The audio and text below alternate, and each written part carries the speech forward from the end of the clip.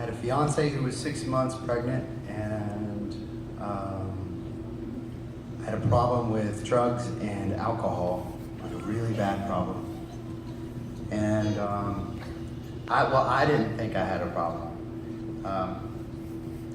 But my fiance who was carrying our child did, and my mother. And they told me, Justin, you need to go get some help. So I went away for a little bit to a place in Nashville called Cumberland Heights. And they told me when I walked into the door, they said, boy, the only thing you can bring here is a Bible and yourself. And I said, oh man, this is okay. This is gonna be fun. So I stayed there for 75 days until something happened. What they told me when I got there was that we work these things called steps here. And the first step is that you have to admit that you're powerless, right? And that your life has become unmanageable. Well, I was there, so I pretty much nailed that step. But the second step is that you have to find a power that's higher than yourself, a higher power. So I'm there for 75 days, and the whole time I'm there, I see all these people running around going, I found my higher power! I'm like, what? Like, I've been here longer than you, man. Like, I've been sitting right here under this tree longer than you. But they moved me to this sober living house after a while, and I lived there with these people. And I remember, I won't make this too long, I'm sorry. But this day was probably the most amazing day of my life. It was 6 a.m. I was there for 75 days. I walked downstairs, and I go out on the back porch at 6 a.m. and I have a cigarette in this hand, because they're not going to take that away from me, is what I kept thinking. And I have a cup of coffee in this hand. And I walk out on the back porch, and I'm like,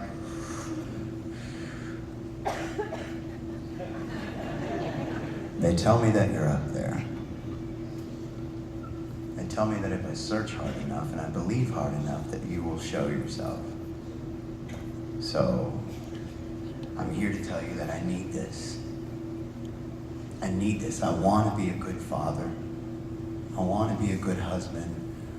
I'm sick of poisoning my brain. I get it now. Could you please just show yourself and we can just move on with this? Let's just do this, okay? Me and you right now. Let's just make sense of all of this stuff, all right? Let's do this right now. Show me that that squirrel will jump from that tree to that tree right now. Nothing. Okay. Well, the wind will blow that tree and it will sway to the left perfectly right now. Nothing, right? Show me a burning bush. Show me something, but you have to show me that you exist, because that's why I'm here. They told me if I believe hard enough that you will show yourself and that you'll change my life. So I just want it. Please, just show it to me. And nothing happened. So I thought, you know what? I get it. You have to talk to me like I'm a 4-year-old, because I've done so much damage to this brain and this body with polluting it. You have to come down and show me like I'm a 4-year-old. So now will you do that for me, please? I know you're out there. Just show me in the simplest way. Just show me. And all of a sudden, this bee starts flying around. And I hate bees because they sting and they hurt when they sting. And I remember being annoyed with this bee, and I'm thinking, here I am screaming up to the sky. This bee's coming around, I'm swatting it off. These people in the rehab facility are probably looking at me like I've just lost my last cuckoo. I'm screaming, come on, show it to me. And I remember being so annoyed with this bee. It's flying around. And then I look to the right, and there's this big, huge can. And on front of the can, it says, Bee Killer. I'm like, that's an odd can. I didn't see that before. I'm just really getting annoyed with this bee.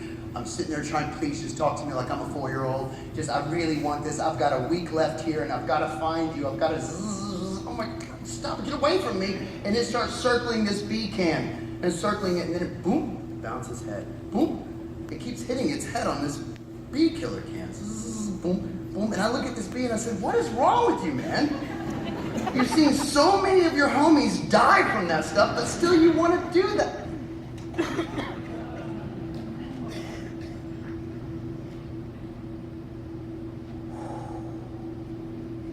This warmth just came over me. Oh my God. It changed my life forever right at that moment. I asked him, talk to me like I'm simple. And he did. And he showed me right there, everything's okay, Justin.